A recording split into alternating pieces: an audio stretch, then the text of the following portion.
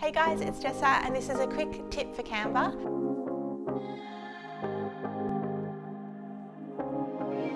Just before I jump in, I wanted to let you know that I am using a Windows computer. So if you are on a Mac and you hear me say Control, for you it will be Command.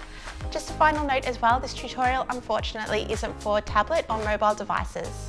Hey guys, it's Jessa here with another Canva tip. So today I'm going to be showing you how to use the copy style function. Now the copy style function is amazing for saving time if you want to apply styles from one thing to the next. So instead of having to sort of manually go in and do all the settings,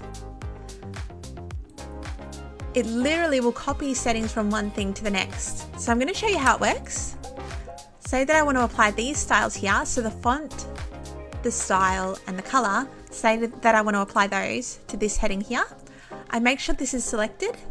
Now in the top right corner, you'll see there's a small paint roller. This is the copy style button.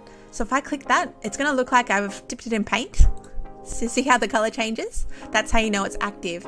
And now if I go over here and I click this one, see how it applies everything from this to this now. You can also use it for elements, which is awesome. So say that this is white and I want to apply that white down to one of these. Click the copy style button and you can easily apply it.